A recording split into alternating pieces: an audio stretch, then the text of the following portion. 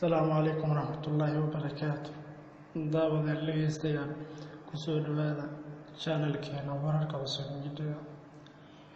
عابق سايا نيوما. أهلا وشانل كم. وحيابها دعوين كالدنيا كسابس العالم كا يوم ربع ديار بيهاي إنه ليش بديه مسئلين سوسيو مركز دعوة وحان كعب سننا. أنا سبسكرايب نوده. كم بدل كان أقول فتو صفات النقط قفك وخريو ومر البا محصولين شخص شو خريو ده صفات النقط والله سنتهي قصة يعني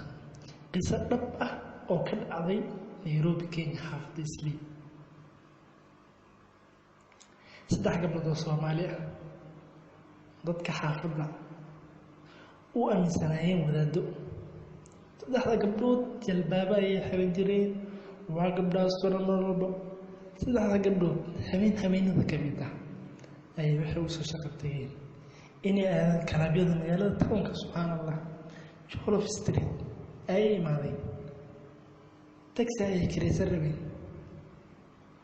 weerarkan laba wiil oo taksiilayaal ah wiilasha waa Soomaali laakiin mid Baakisto yarasha baxaa Kenyaanka يعني كل ويرت ما ذاك مسوا ومدن هذا سيئون مركا وحيدهن ورياضة كم باكيان قاري سمسار ويلك سومالي هاي كسوهيلي كل عظيم وحيدهن مجال رمنا ويلك هو ويلقون خير الله سيء يعني هل كان كده هنا كبر سومالي إنه هبين مجال وبدين ayuu ku go'an qaatay lacag walba mise qiimo walba oo markaas ay sheegtaan laakiin wuu fikir wuxuu dhahay kuwani waa gabdho xijaaban ee iska kaxay uu kaxay gabdhii tawnka markii la gaaray ayuu dhahay dhinacyada gaawaladeed waxay ku dhaheen kala hebel la geey subxaanallah uu naxay sawaxiligiisa ayuu iska hadlay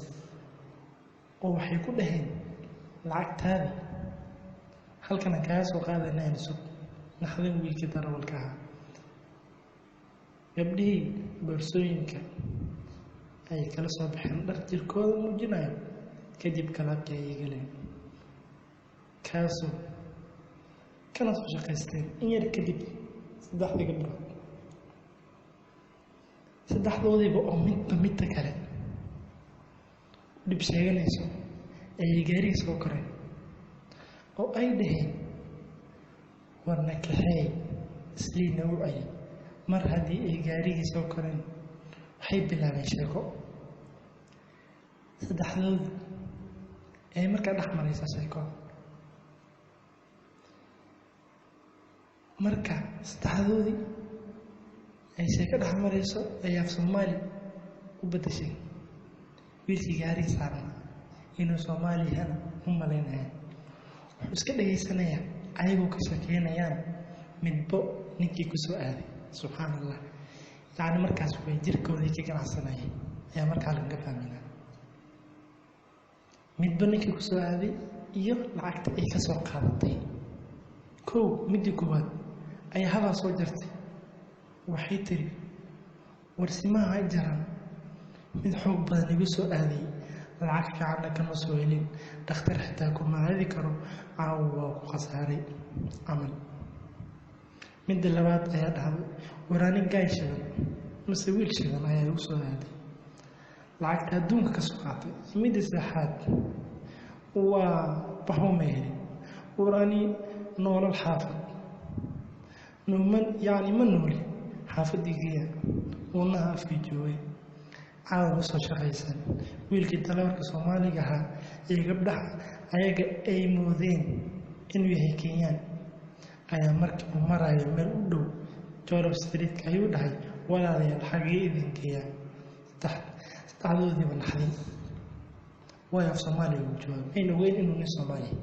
hal mar bay dhaheen muxuu dhahay ninkan waya maxaa dhahday soo wuxuu yiri lacagteedana siiya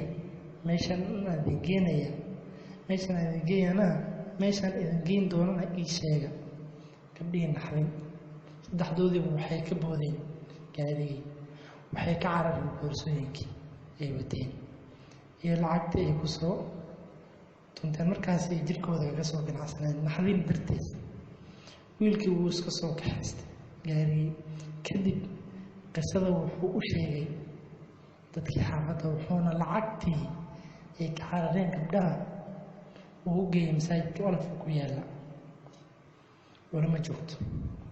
waxay dhaheen lacagtaadii aad kula heshiisay ka jar, waayo adiga ayaa shaqaysatay, waayo inta kalena masaajidka hala siiyo. marka walaalayaal waxaan idinka codsanaynaa oo mar walba idinka codsanaynaa in ilaahay laga baqo. war dharku maaha islaamnimada, dharku maaha sugnaanta, dharku maaha in ziinada iyo quraxda la qariyo. waxaan la jeedaa gabdhaha ilaahay ha laga baqo meel kasta iyo mar kasta. asxaabay wasalaam.